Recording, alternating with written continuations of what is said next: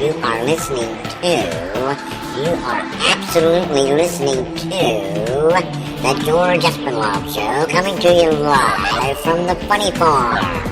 Now, with no further ado, here comes Georgie!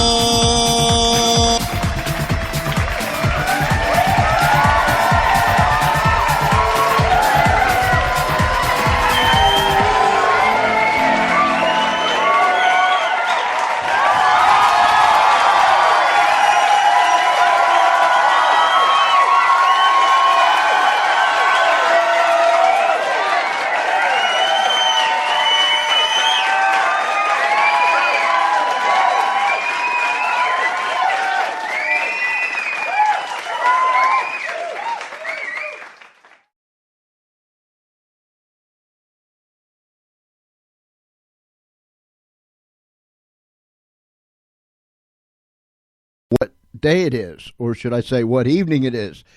It is Wednesday evening where we're at in our world, and it might be Thursday morning where you are, or it might be late Wednesday evening where you are, but regardless of where you are and what it is, we welcome you to the George Espinlove Show. To all of our friends down the street, around the corner, across this great nation and around the world, it's a privilege, and we mean that. It's a privilege to be able to come to you each and every night, Monday through Friday at 6:30 p.m. Eastern Time, and bring you, well, we never know what's coming next. The only thing we know for sure is who our guests are going to be that night. And every now and then we lose one drops through the cracks. But for the most part, that's about the only thing we know. I hope you enjoyed the show last night. If you didn't listen live, or you haven't had a chance to go listen to it yet, please do so. Go to the archives and listen to Hilda Lamas. I mean, that gal just flat out sings. I mean, she just flat out sings. And tonight, after we finish with our guest, we're going to highlight another group and some of their music. We won't be able to get to all of it, but we're going to highlight some of their music and some other artists. So hang in there. After our guest leaves, that's when the cloud of insanity falls down upon us. We let our hair down. I mean, those that have hair. You can all let your hair down, kick your seats back, and that's when we tap our feet, snap our fingers, bob our head, and shake our booties, and we don't care what people says, and we don't care what people thinks, and we don't care if someone gives us that, the old hairy eyebrow thing and looks at us over the top of their glasses. Those things don't matter because we've come to have a good time. We have invited Linda Katz to come back with us. She was here a week ago tonight. And Linda is going to continue her discussion on surviving mental illness. Now, if you missed last week's show, please go back and listen to it. We'll kind of do a little bit of review work here for those that wasn't with us last week, and we'll do some review work for those of us that sometimes have a memory lapse. But we've invited her back for the simple reason her telephone to act strange. And we were only like 40 minutes into the show.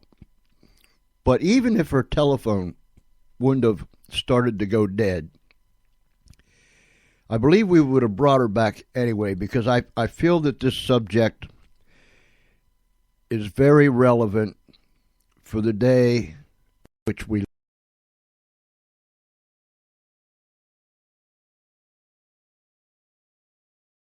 about mental illness. And I can remember as a young man growing up, when people would talk about mental illness, they would use derogatory terms, they would whisper one to another, they would talk in low voices in a little group away from everyone else, and it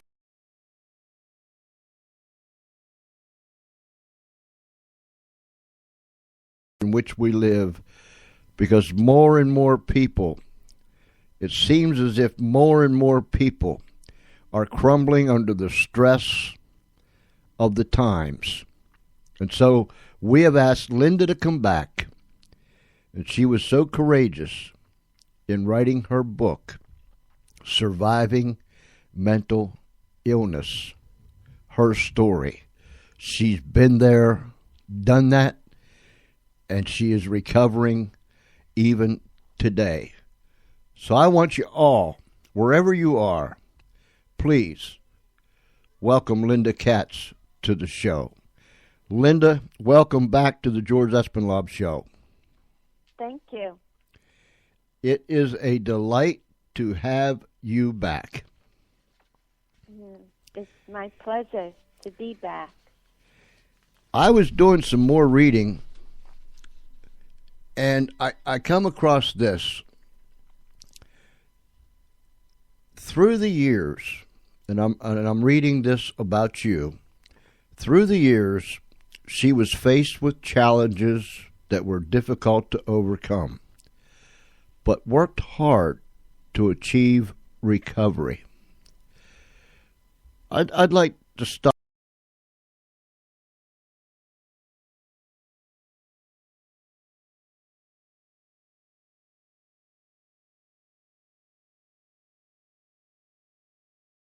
The period could have been placed right there if you would have given up. Is that correct? Yes, that's correct. But thank goodness, when we hit that word overcome, there's a comma there, and then that little three-lettered word, but, meaning that you did something. You yourself did something to achieve recovery. You worked hard.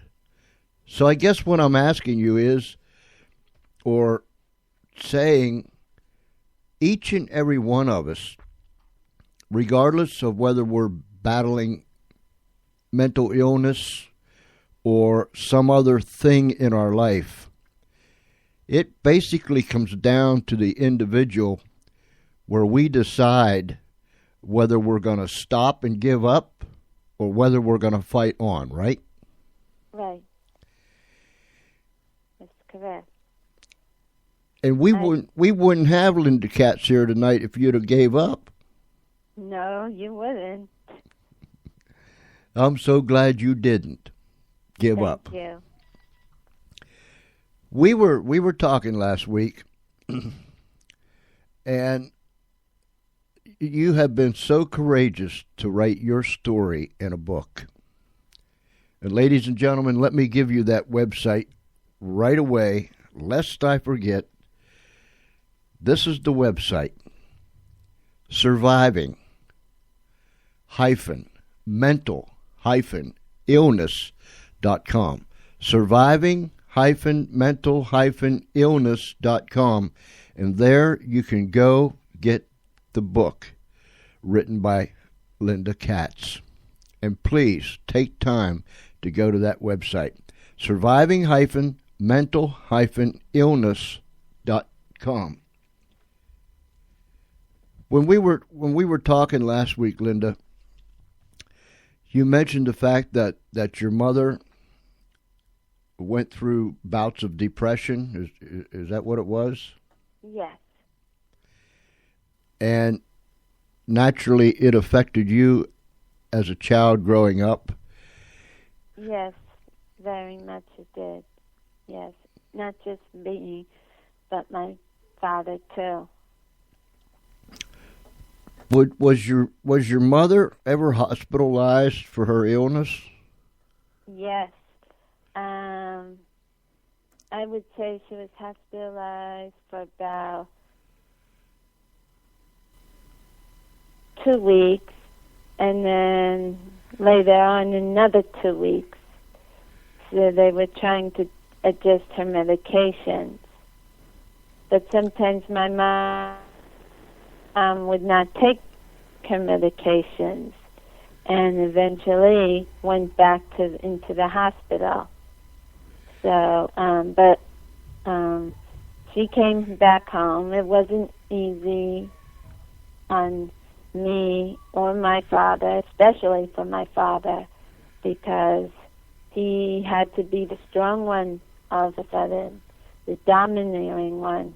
My mom could not make decisions very well, and my mom could not be around people that much either. And my father had a hard time having his friends over, so he sacrificed a lot to keep the family together. And I was very young. I didn't know much about mental illness then, but I knew that nobody wanted my people to know that my mom had mental illness. So for a while, I was depressed throughout that stage, and I grew up depressed throughout high school and college. And, being little, then I had this fear that someday her illness could affect me in ways that I didn't know existed. When your mom was hospitalized and she would come home, would she be all right as long as she took her medication? I would like to say 100%, but I cannot. But when she took the medication Prolixin, she was like a different woman. She was calm, content, not shouting at everyone, not raising her voice, but still the social life was an aspect that she could not fight. And she, even though a part of her wanted to go back to work, but she also hated to go back to work. Mm-hmm. So after when she got ill, she applied for Social Security disability, and she never went back to work because she really realized she hated it. And she also, among her friends could not understand what she was going through. And that became harder on my dad, because my dad was very active in his congregation. And he wanted to invite people over, invite his friends over. But he was afraid that when they saw my mother speak, that they would run away, that they would not be the same. So, but otherwise,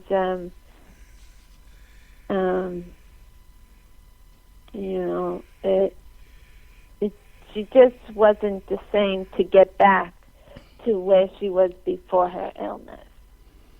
Now, and of course, you were at a young age, and you grew up in this kind of environment.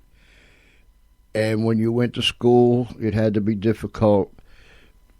And then you told us last week, if I recall, correct me if I'm wrong, that when you begin to have problems, you were told not to say anything to anybody. Don't tell anybody. Don't let anybody know. Is that right? Yes. My father didn't want anyone to know about my mom's condition. And it's even me later on, you know. Were you able to keep that a secret? Hello? Yeah. Were you able to keep that a secret? My mom, yes, And I was. and when you were diagnosed and your father asked you not to say anything, how long was that kept a secret until you're the one that decided to tell people, right? Yes, yes. How long? I was the one. How long did you keep it quiet before you just finally said, I've got to tell people? I didn't keep it quiet that long. It was right away after I was diagnosed, and once the medications were taking effect, I did start to tell my friends. It wasn't my dad's decision. He always thought I was waving a flag. Mm-hmm. But I did tell people,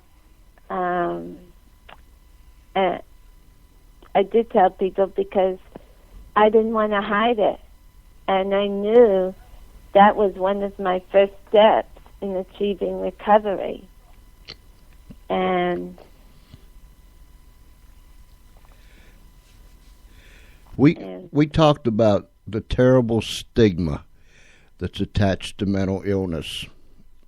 Back when I was growing up, and that was many years ago, even today, although perhaps we're getting a little bit better in society, but in your case, when your mom was ill and you would go to school, it affected you in more ways than, it really affected you, right? yes. I knew I wasn't just going to be the same. The family was not going to be the same jolly and everything. And it just got harder as the years went by. And my father and I had to take turns in watching her take her medications, or else she would have dumped them in the toilet or purposely forget them. So that was done for years.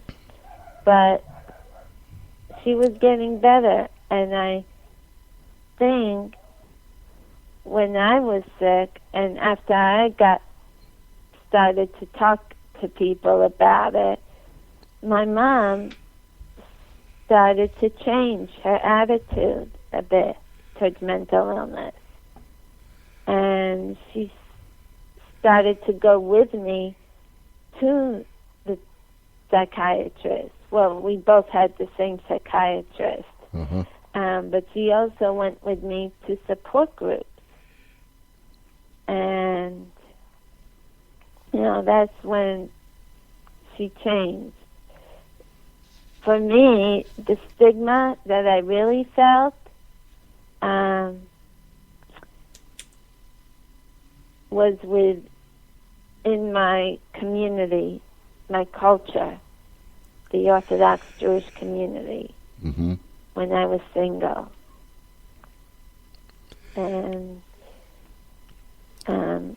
I gotta be honest, I felt also that my father also stigmatized me a little bit, because he wanted me not to tell people, because this stigma was the thing he was afraid of the most.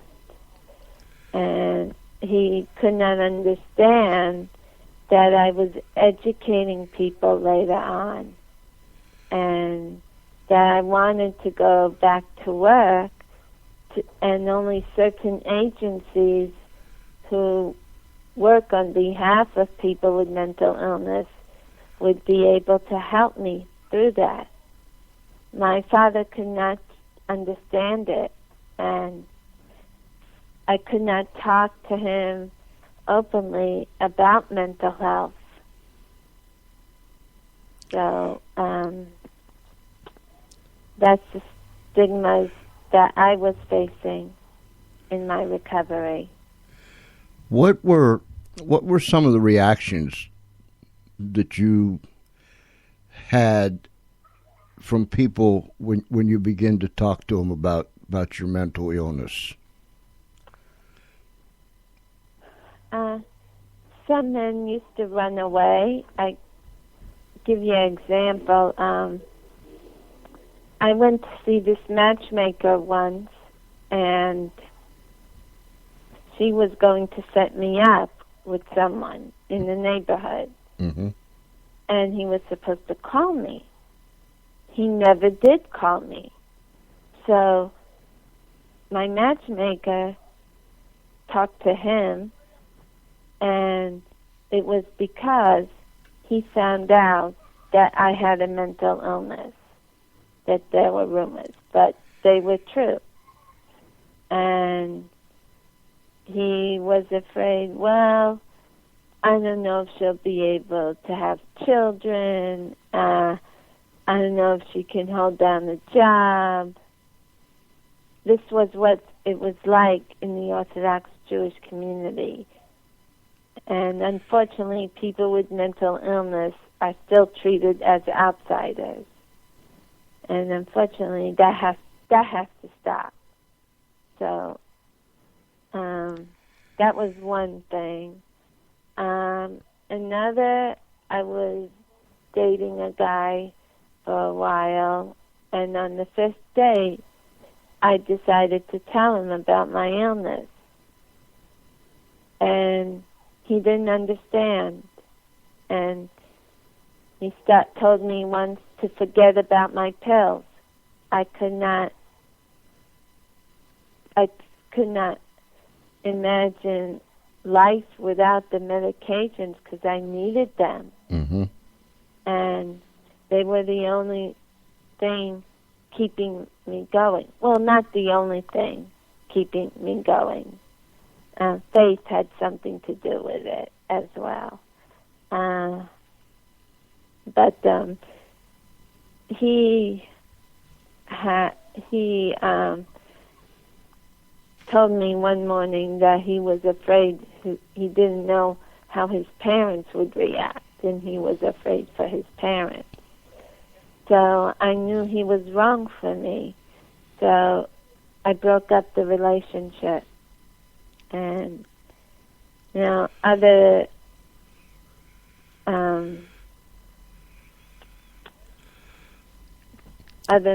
men, yeah, I think when you read my book, you would understand why he did what he did. So, why I had to break it off. You know, what I find, and I'm not sure I have the right word, but perhaps it's amazing, or perhaps what baffles me, maybe that's a better word, is that people have this stigma that's attached to mental illness, but yet at the same time, most, if not all of those people know absolutely anything at all about mental illness, what it is, what it consists of, what are the things that can help someone, how do people recover. They know absolutely none of those things, but yet I think it boils down to, and you tell me, I think it boils down to that people are afraid of the unknown. Is that right? That's right. They're afraid of the unknown. They don't know how people will react to them when they find out. Even amongst the people with mental illness, they also have some stigma attached. I run a peer group right now for Jewish adults with mental health issues.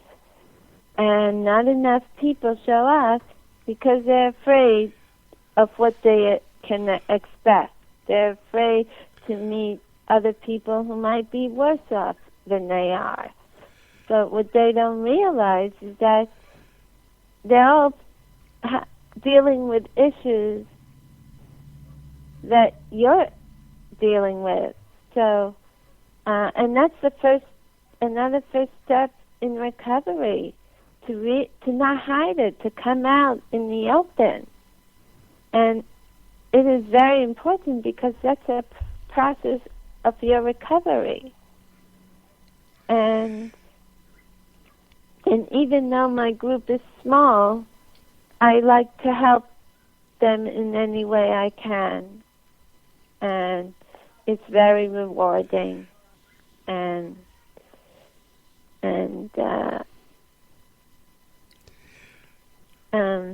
they just have to feel that there's something driving them forward in life.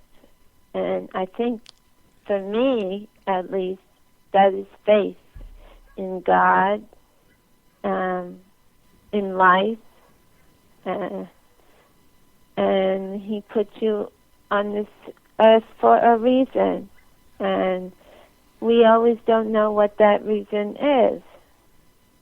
And that reason is what makes recovery possible, believing in something,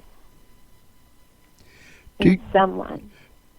So, ladies and gentlemen, if you have any comments or questions, call us, 302-497-3414. That's 302-497-3414. And you can comment or ask Linda a question, and I'm sure she'll have the answer. And also, go to her website. Let me pull it over here so I can read it plainly. Surviving-mental-illness.com. Again, surviving-mental-illness.com. And there you can go, and they can get your book right off of your website also? Yes, they just have to click book, and they'll see. There's a button for Amazon and Barnes & Noble and Outskirts Press, my publisher. You know, I and this is just my opinion, Linda, but society is moving so fast, and I don't know how many times I say this. I probably say it so much the listeners just shake their head at me, but society is moving so fast, and everyone is going in a certain direction. Now, I don't believe that most people know where they're going, but they're going fast. You know what I'm saying? Yes. And whatever they're heading for at a high rate of speed, more times than not, it becomes an hallucination, because whatever they're chasing, it just isn't there. You know, whether it's happiness or wealth or whatever, and so on and so forth. I think they're chasing all the wrong things in the first place. But we move so fast that, for the most part, we don't even stop and think about those men and women, boys and girls that are around us, and some in our own family, because we all know of someone that has either fought the battle with mental illness or is fighting it now. But we just don't like to think of those things. Those things are too, what's the word? Those things are too stressful. Those things are too yucky. Those things are too scary. But yet, whoever said knowledge is power hit that nail right on the head. So if we took the time to be educated about what mental illness is and the stages and all the things and how people can recover, I think our whole society would be better off, right? Oh, yes, definitely. I mean, definitely. I mean, since we've heard so much stories over the news, mental illness, because of the tragedies that have been happening lately, like in this Newtown elementary school. And, it was, I mean, nowadays, it's coming out, deep mental illness. People have to understand it more, be more educated, and I help people who even lack the education about mental illness will read my book, too, so they can learn something. Maybe they have a friend who has a mental illness or a loved one. I mean, people need help, and especially in the community where they live in. So if you could just open up yourself to it and learn about mental illness, you'll see that the doubts and the disbeliefs and stereotypes that you thought of, they're not true. So, and, that's how I believe, and I will continue to fight as an advocate for the mentally ill. We live in such a complex world, and as I sit here and you and I are talking, because this subject it's relevant and it's needed to be discussed more so than it's being discussed. It really needs to be on the front burner, on the forefront, on the cutting edge. And I sit here and I think about how complex our society is. And you mentioned the tragedy in Newtown, Connecticut. We're not going to be able to help everyone. No, you're not.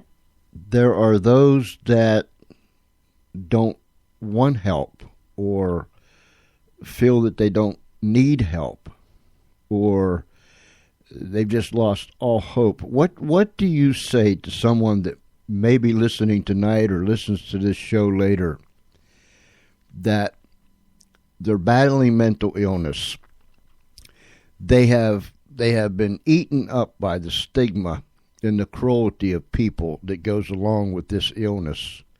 And now they find themselves wrapped up into a cocoon of loneliness, and there is inward pain and turmoil and chaos, and it just seems like it's one vicious cycle, and they've lost hope. And if they haven't lost all their hope, they're losing it fast. What do you tell someone, Linda, that finds themselves in a condition that feels that nobody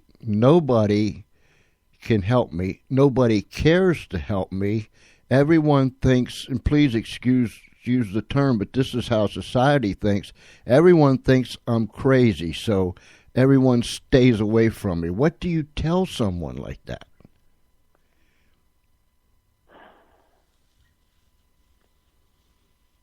It's funny you should ask me that, because I have a friend right now that is in extreme denial and doesn't want to admit it, that she has a mental illness. And even though deep down she knows it, I think the stigma is the one thing that makes them not to get help. Mm-hmm. And, I've tried to tell this friend of mine that you need help. But some people can be so stubborn, and that so stubborn that you're not able to communicate with them. that it's hard to tell them, or sooner or later it becomes much harder to get them help, that sometimes you may have to put some force into the situation.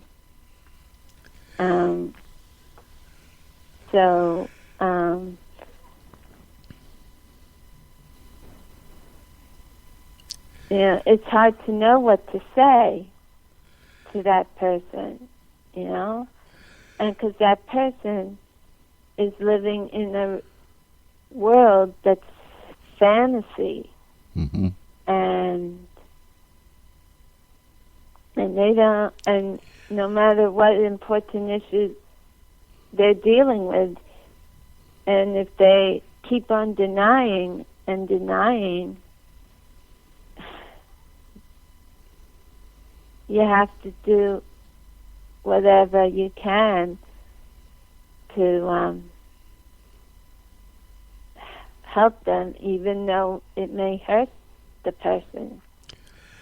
So, there's a lot of times, and I think about Job.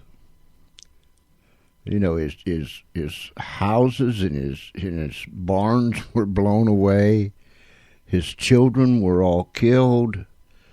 And he ends up with boils, and he's sitting in sackcloth and ashes, and people in the neighborhood, and I'm trying to bring it into today's terms, but people in the neighborhood saying, well, Job, you must have sinned, or this wouldn't have happened to you, and blah, blah, blah, blah, blah, blah, blah. But then I think about the certain people that came and sat with him and didn't say a word. They just sat there. Mm-hmm. And although there are times that we just can't find the words, somehow, when we can convey to people that we care, there's vibrations that go out, and I don't know what the term is. I don't know how to say it, but one person can tell when another person genuinely cares about them and their needs without ever speaking a word. And just perhaps the people out there that finds themselves in the situation that we just talked about, if someone would just care, I think that would go even further than words, don't you? I agree. We all need people that can care for us when we're down, when we're confused. We all need, and I know this friend wants to be totally independent, not to rely on anyone. But we're all dependent. There is no one individual that is alone out there or that can act alone by themselves. That's right. We all depend on people. You go to the bank. Who are you going to get money at? Where are you going to get your money from? A teller or a customer service rep. Uh-huh. That's depending. You're depending on that person to give you the money. That's depending. So if someone asked me whether I knew a single person who was totally independent, I would say I don't know anyone like that. Mm-hmm. Good point. I never thought about it that way, but that was the perfect example. You and I were talking before we went on the air. No man is an island, and No. the singer of the song, everybody needs somebody sometime. We all need somebody sometime, and for the most part, we need a whole bunch of people all the time, don't we? Yes, very much so. And there's nothing wrong with that. No, there isn't. And I was sharing with you, it amazes me how many people out here in society are more than willing to lend a helping hand, to lift someone up, to speak a kind word, to do just the simplest things, but yet it means so much. There's so many people out there, and if we all kind of help each other along, we'll all get to where we're going, and we'll all be happier for it, right? Right. 100%. What are you doing now in your work? Well, right now I am trying to get people to buy my book through advertising in newspapers and magazines. I decided to go back to one of my former employers, PSCH, and I asked them if there was any chance we could have a partnership together. And they said that would be something good, because not only they would promote my book, but I would promote their organization. Mm-hmm. So it was kind of a two-way street. I also intend to do more radio shows in the future. I also joined the Jewish Federations of North America Speakers Bureau, so to do more speaking engagements. And I am also going to be, hopefully, on the advisory committee to this one Jewish agency called Yad HaChazakah. They help people with disabilities, mental and developmental. So, those are the things that I'm looking to do right now. And hopefully, maybe, I'm also starting to write a children's book on mental illness. I don't know how that'll go, but, I figured children need to start learning about it in the beginning. So, but Linda, and I'm just a plain old fella, just your average guy out here. And I'm not an expert. I'm not an expert on too much. Now, if you want something built, I can build something. But nonetheless, as far as that goes, if anyone, you're not looking at this from the medical side or the scientific side. You're looking at this from someone who has been there, done that. You are looking. And when you write a book, whether it's a children's book or for other ages or for adults, you're able to come with the perspective. I mean, you're down there where the rubber hits the road, and those emotional roller coaster rides, and those things that come at you, and those things that people are afraid of. You've been through this. And so you've got a perspective, as far as I'm concerned, and I'm only one person, that is even beyond those of the medical profession. Those people can tell us about things, but you can tell us what that thing is and what it feels like. You felt it. Mm-hmm. You've heard it. You've experienced it. And I think... And I don't say this just because you're on my show.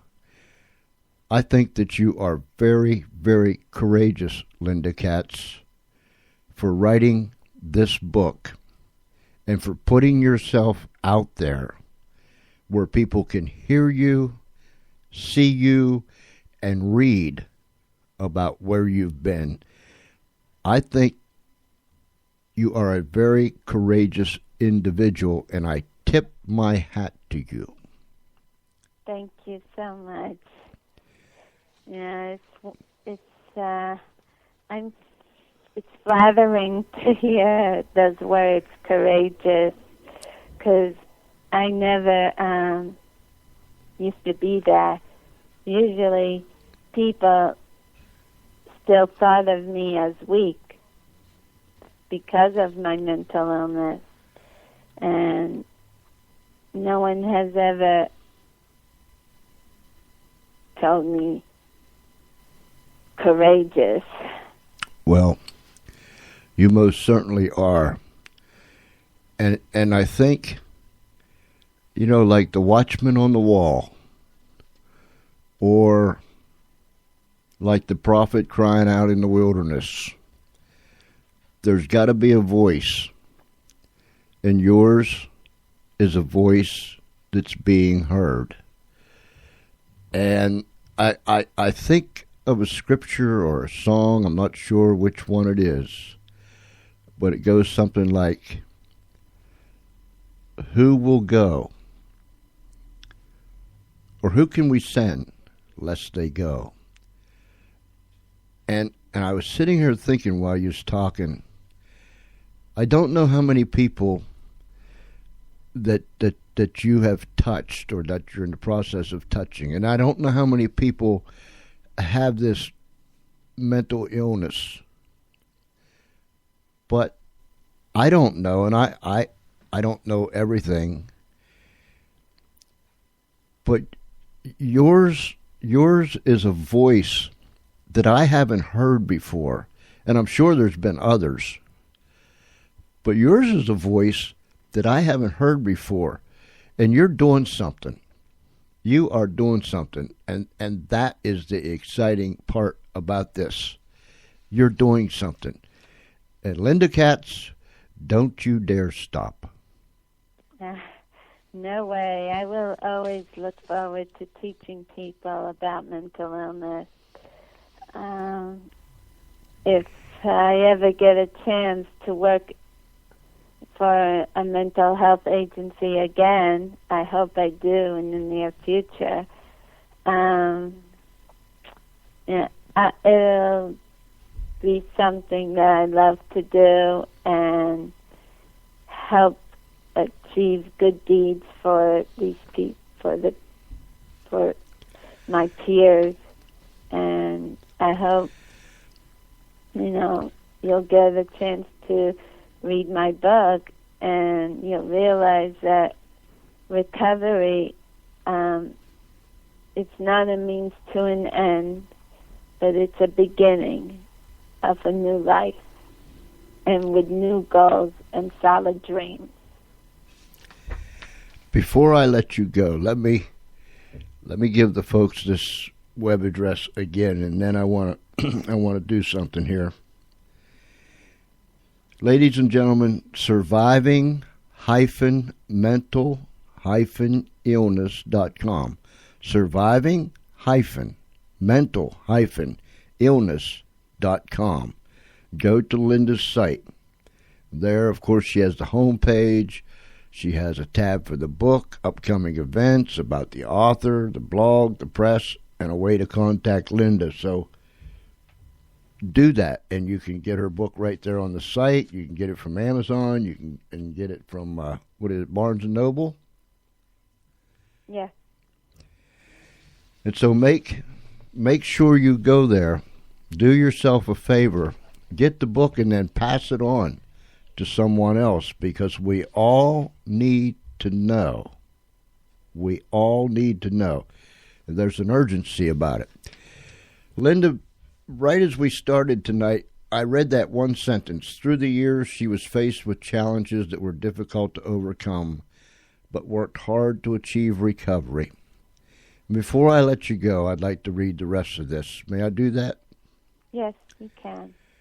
As part of her recovery from mental illness, she became active and volunteered for a variety of mental health organizations. Linda became a member of NAMI, National Alliance on Mental Illness, or formerly called National Alliance for the Mentally Ill, and published articles about her life in New York City Voices, a newspaper for people with mental illness to share their personal recovery stories. Both of these agencies help fight against stigma and other issues pertaining to mental illness. Soon after, Linda found employment working for agencies that helped others with mental illness reach their goals and dreams. Today, listen to this, ladies and gentlemen, today, Linda is happily married, an author who has published a book titled Surviving Mental Illness, My Story, which won a silver medal award by Reader's Favorite for Best Nonfiction Autobiography, and came in first place and won the Life Journeys Award for Best Memoir Biography from Reader's View. Through this book, she describes all of her challenges that she dealt with while having a mental illness and how she found her way back towards establishing a wellness by staying mentally and physically strong. Linda, thank you so very, very much for being on this show. And please, stay in touch with me. Keep me posted.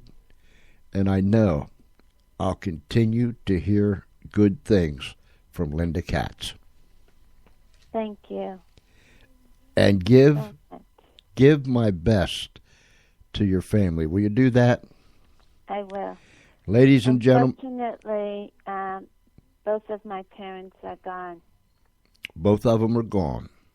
Yeah. So. You keep fighting the good fight, and you keep letting your voice be heard there, girl. I will do so. Okay. And listen, please remember, stay in touch with us. I will. All right. Thank you, Linda. Okay. Ladies and gentlemen, that was Linda Katz, someone that's been there and done that and has the courage to let her voice ring out. My, how we need voices like that. I don't know about you, but I've been touched.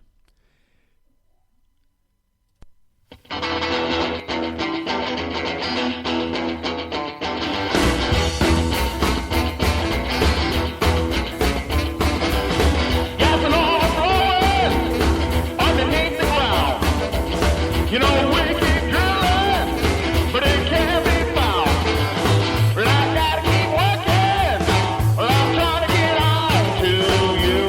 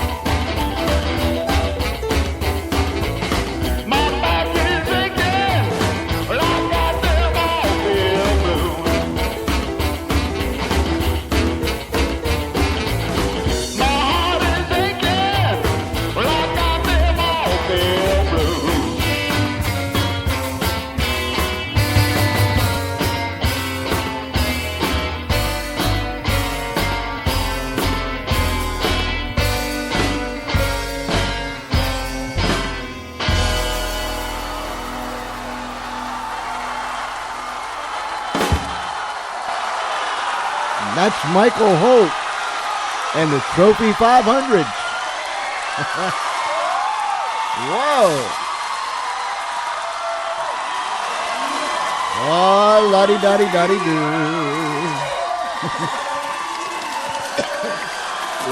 Yep. All right, it's time to get wound up, cranked up. Whatever else up you can get there. You know what I'm saying? That was Oilfield Blues by Michael Holt and the Trophy 500s. We're going to be showcasing some of their music tonight. But before we go any further, let me say thank you one more time. Thank you to Linda Katz, who has written a book, Surviving Mental Illness, My Story. Go to her website, surviving-mental-illness.com. And there you can purchase the book, or you can go to Amazon, Barnes & Noble, so on and so forth, and get the book. Get the book. Read it and pass it on, because it's something that's relevant for this day and age in which we live. And it's relevant for each and every one of us, because we all know of someone who either has had mental illness and has recovered, or someone that is facing that battle right now. So get the book, Surviving Mental Illness, My Story by Linda Katz.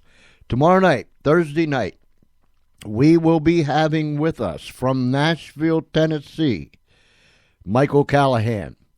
And he will be sharing his story with us, his life, his passion, his work, his songwriting, his singing, and all the other things that are involved. He'll be with us live from Nashville, Tennessee, tomorrow night, 6:30 p.m. Eastern Time, right here on the Spreaker Network. So we'll be showcasing Michael Callahan and his music. And remember last night, if you missed it, last night we showcased Hilda Lama's music, and that girl can just flat out get it done. I mean, she can just flat out get it done. She can sing. And I was listening to her music several times today, and I'm telling you, every time I listen to her music, my feet tap, my fingers snap, my head bobs, and yep, even in a chair, I got to shake my booty. You know what I'm saying? But it's best if you do what I do. I just kick the chair back, get up, and I just get loose like a goose. And I don't care what anybody says, and I don't care what anybody does, and I don't care how they look at me. I'll be back in just a minute. We'll take you from where you are to where you wanna be, 'cause radio works. Radio works.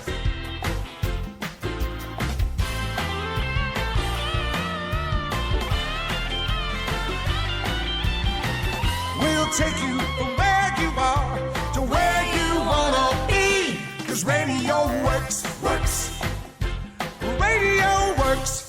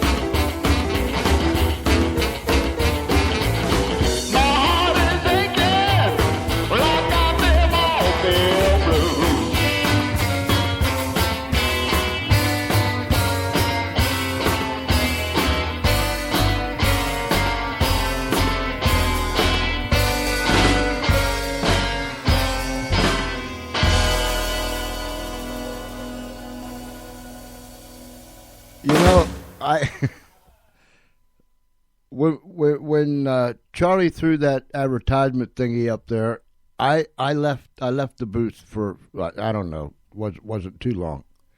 But I knew that after that he was gonna hit some tunes.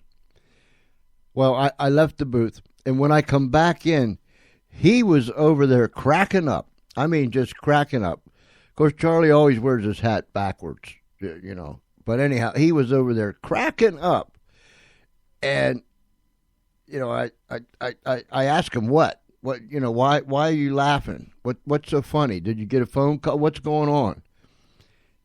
And then he he pointed to the board, and then he told me. He said, I played the song that I played right after that lady left. And I said, do what? And he said, I played the song that I played right after that lady left. And then it struck me. Oh, you mean you played the same song twice? Is that what you're saying, Charlie? And he was laughing so hard he couldn't say, yeah, he just shaking his head. And I said, well, that's all right, isn't it? And he just laughed and shaking his head. He's still over there laughing and shaking his head. So I'm going to reach right around him while he's laughing and shaking his head and cracking up. I'm telling you, you need to see him. He's cracking up. And we're going to play another one by Michael Holt and the Trophy 500s. Motorhead, baby.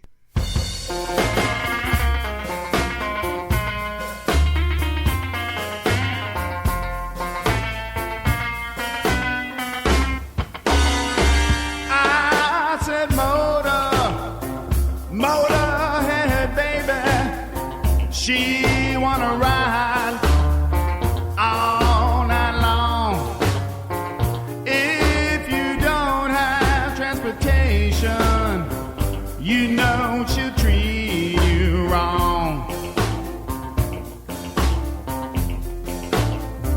She wanna ride in a Cadillac, in a Buick, with a smile. She'll take a photo, Chevrolet must be the latest style. Well, if you drive baby slow, well, that's the kind of thing she hates. You know she's heard about the speed of Rocket 88. Come on, let's ride.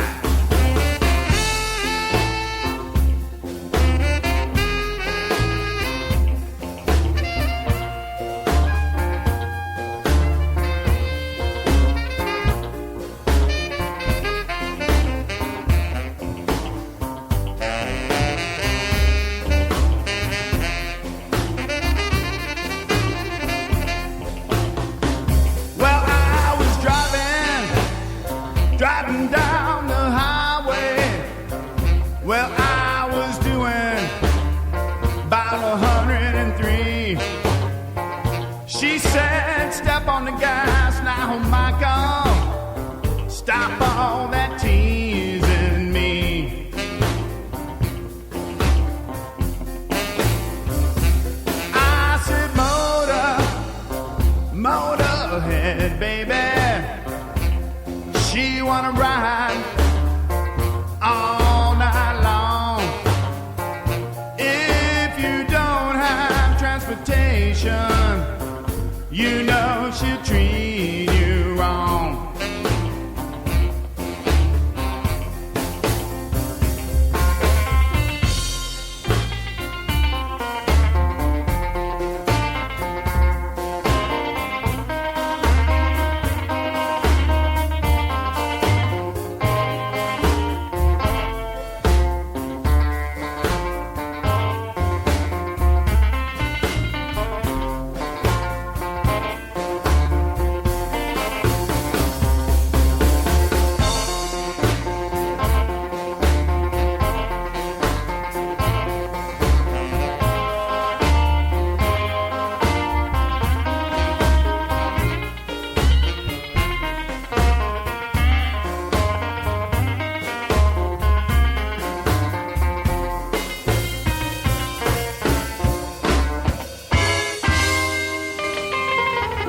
Michael Holt and the Trophy 500s.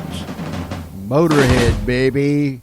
Hey, listen, tomorrow night, Thursday night, 6:30 p.m. Eastern Time, Michael Callahan, live from Nashville, Tennessee, will be with us.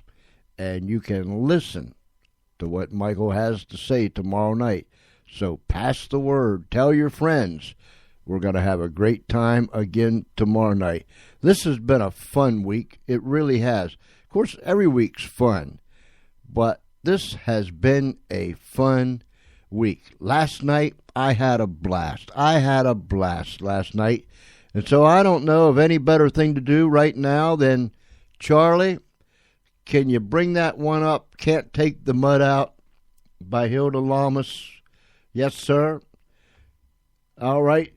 Charlie's going to hit it, and we're going to kick back and have us a good time, and you do the same. The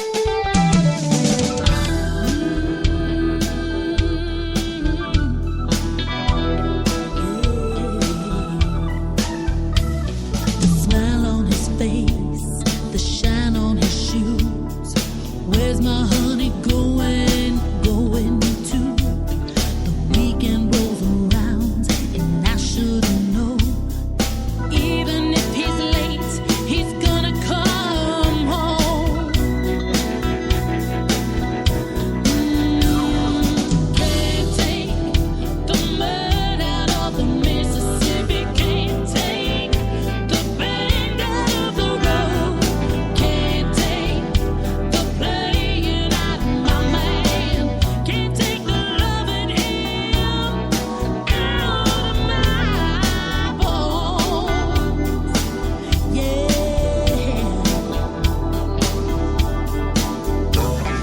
Hanging with the band down at the blues bar. You can hear the soul coming from his guitar. Another pretty woman sitting in the front row, giving him the eye. Hey, I should know. Oh, I should know. Can't take the mud out of the Mississippi. Can't take the bend out of the road. Can't take the playing out of my man. Can't take the loving him out of my bones.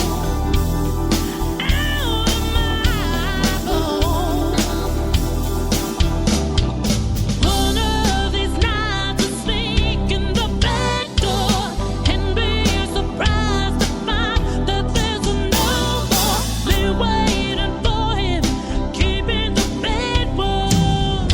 Goodbye note on his pillow. Can't take the mud out of the Mississippi. Can't take the bend out of the road. Can't take the playing out of my man. Can't take the loving him. Gotta take the loving him out of my bones.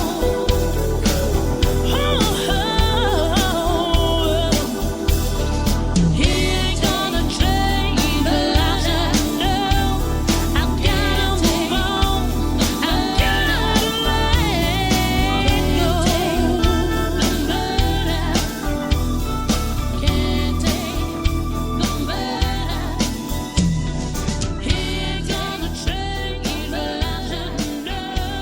I gotta move on. I've gotta I sure hope you are enjoying the George Espinlab show tonight, because I am. I really am. Even if it's my own show, I'm enjoying the show tonight. Listen to me. Last night when we had Hilda Lamas on here, I need to tell you, you can get her music. Go to hildalamas.com and you can listen to her music there, and you can go to Amazon and get her music, iTunes, go to get her music. So get some of this lady's music, because she is something else. And hopefully someday they'll be here on the East Coast and we can be a part of it, I know it'll be a great, great time. And people will come and they'll rock the house down. Wouldn't it be nice if we could get them down at the beach? Oh, my, oh, my. But anyhow, moving right along.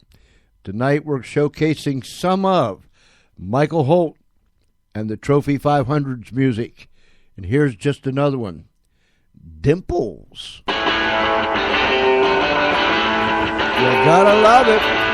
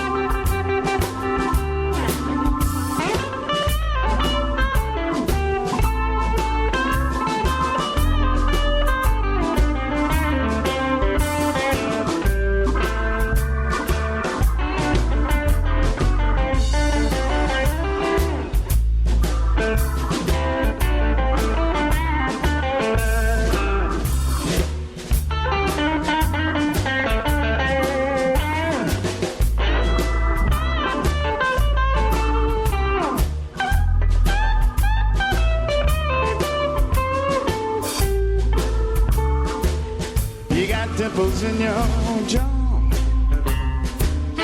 You got dimples in your jaw. You got dimples in your jaw. You got dimples in your jaw. You're my babe, I got my eyes on you.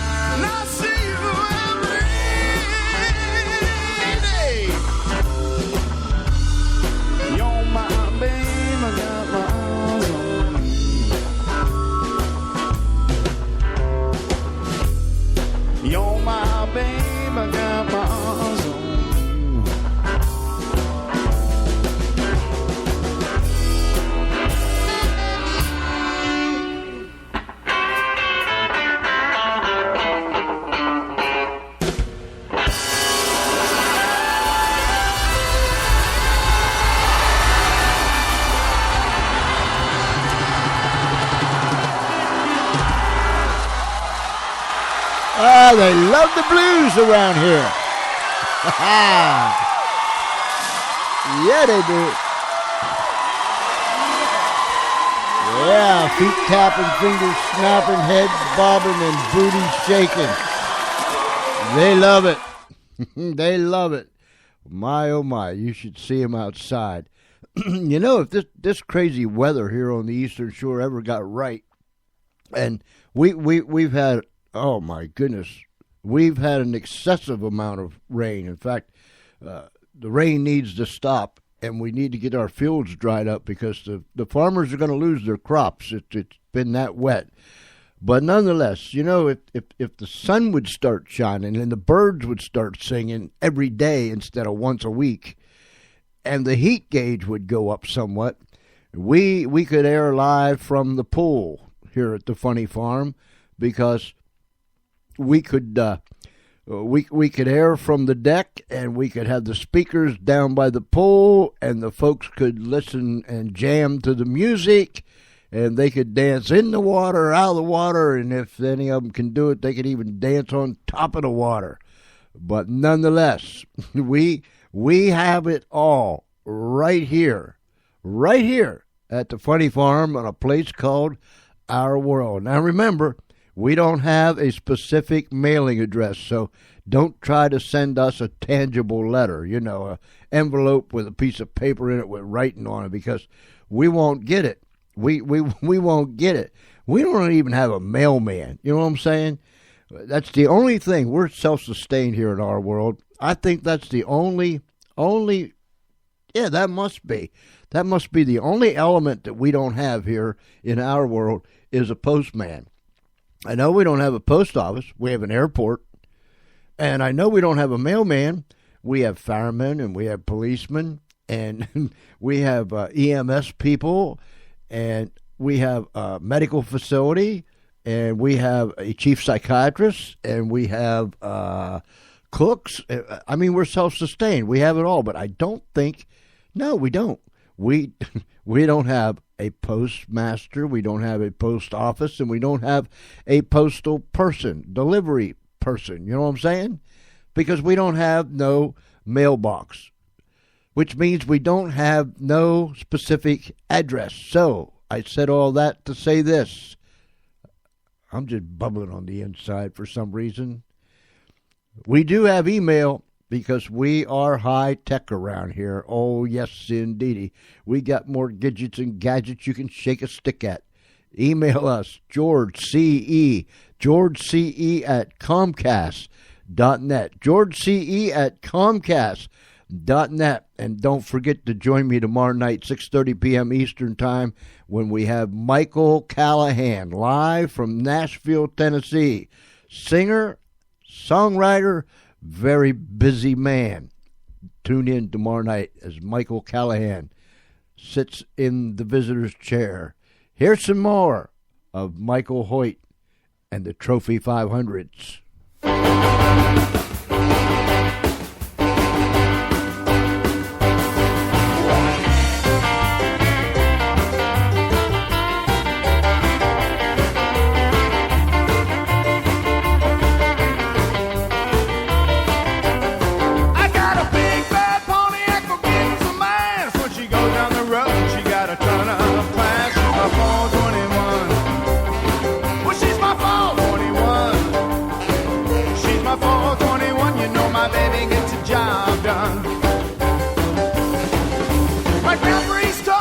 My Grand Prix tied, you know she takes everybody from a line to line. She's my 421. Well, she's my 421. She's my 421. You know my baby gets the job done.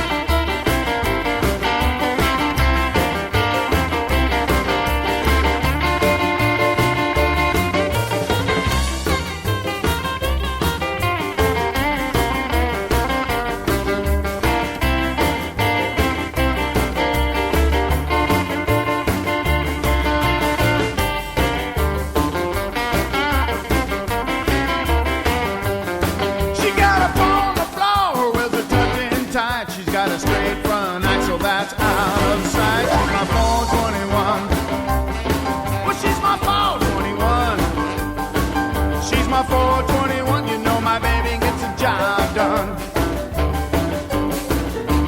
Tri-power sticking up in the air. She got some slick black paint and a ton of flair. Well, she's my 421. Well, she's my 421.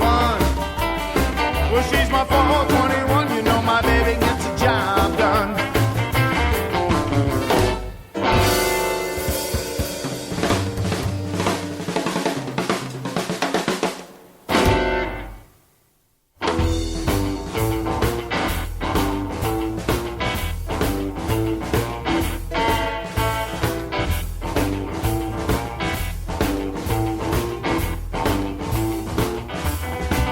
I'm going down to the river, gonna do my thing.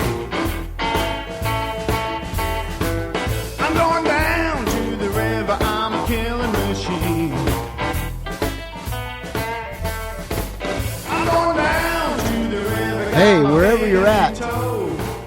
Let's go with Michael Hoyt and the Trophy 500. Let's get down to the river. That's what he said. Let's go down to the river. Come on. Let's go down to the river. Oh, that's the lob. You're losing it, buddy. I'm going down.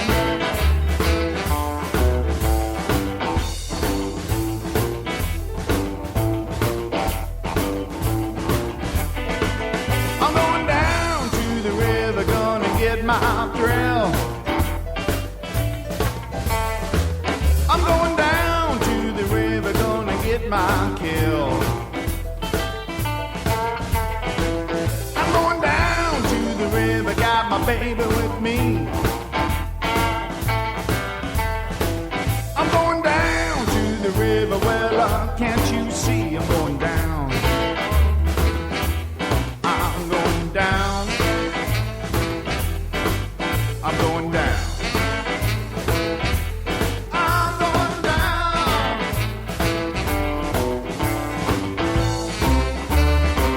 I got my baby in tow. I got my baby with me. We got some sights to see. Oh yeah!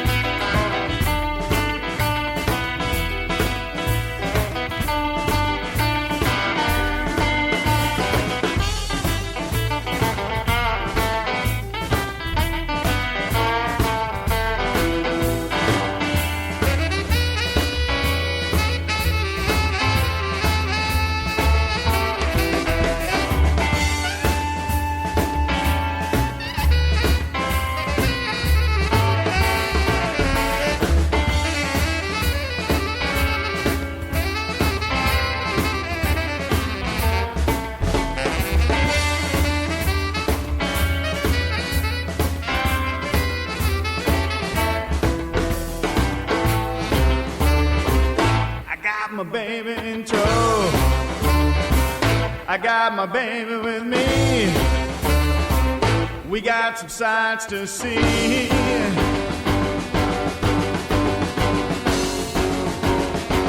We got some sights to see. I'm going down. I'm going down. I'm going down.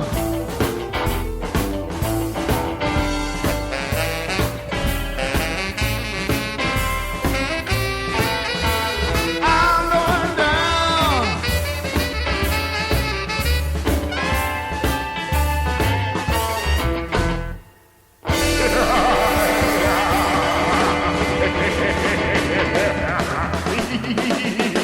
Oh,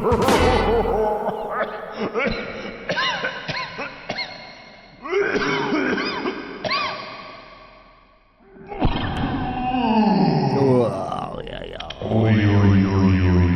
I like that part.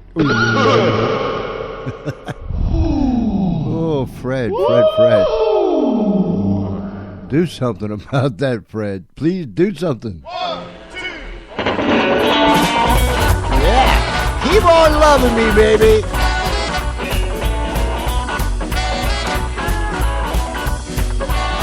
Well, I want you to love me. Well, I want you to love me. Well, I want you to love me. Oh, yeah. Oh, yeah. Oh, honey. It pleases me. You know it pleases me. Well, I want you to kiss me. Well, I want you to kiss me. Well, I want you to kiss me. Whoa, yeah. Whoa, yeah. Oh, honey, if it pleases me, you know it pleases me. Early in the morning, sometimes late at night, like to feel your tender lips, make me feel alright. Keep loving me, baby. Keep loving me, baby. Oh, keep loving me, baby. Oh, yeah. Oh, yeah. Oh, honey, if it pleases me, you know it pleases me.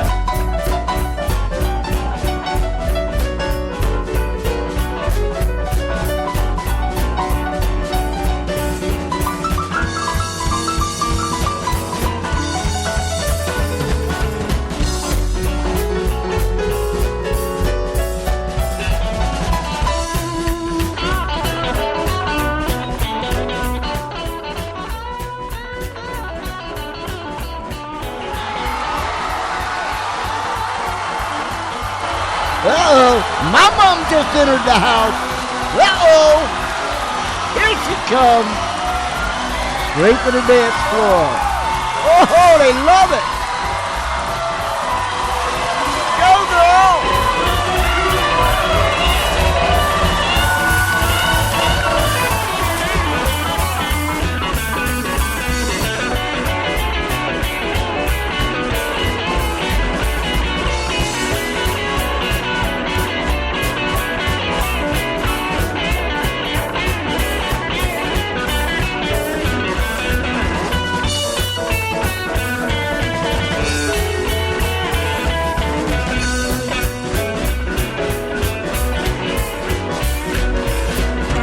In the morning, sometimes late at night, like to feel your tender lips, making me feel alright. Keep loving me, baby.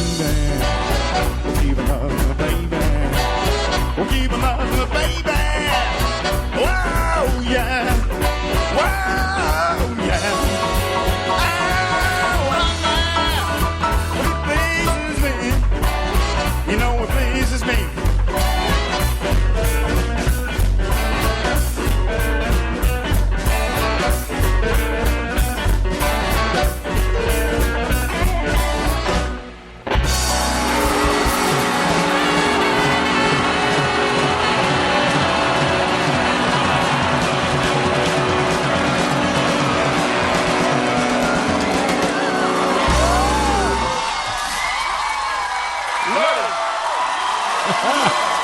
loving it. My mom hit the doors, and in she came.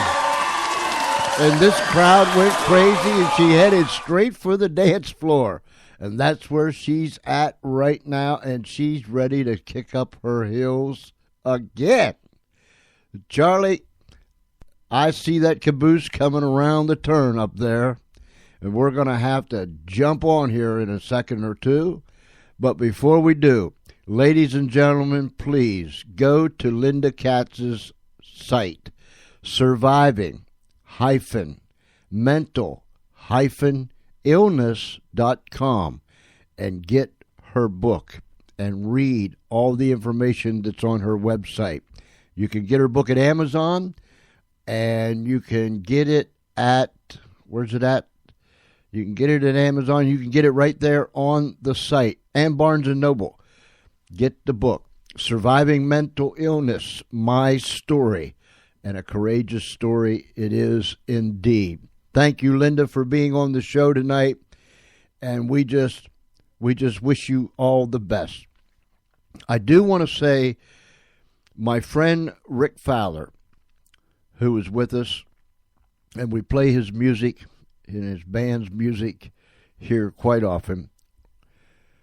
I do want to say and offer our sympathy, our condolences to Rick and to his entire family.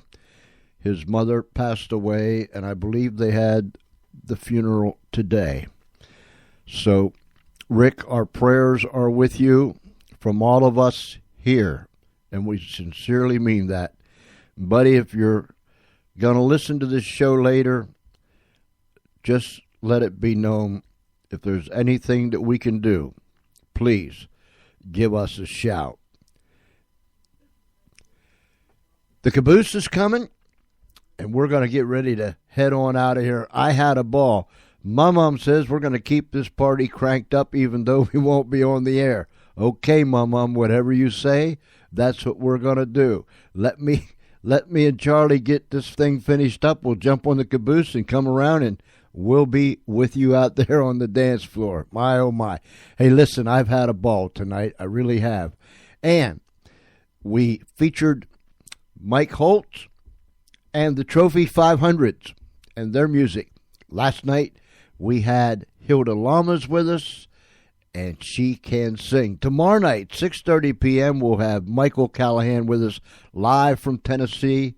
He is a singer. He is a songwriter. He is a musician, and he will be with us live. We'll showcase him, and we'll showcase his music. So make sure you tune in tomorrow night at 6:30. So until then, ladies and gentlemen, boys and girls, friends, Romans, and countrymen, just always remember, there is a whole lot of love that comes to you from the Funny Farm. I mean that. We mean that from all of us to all of you.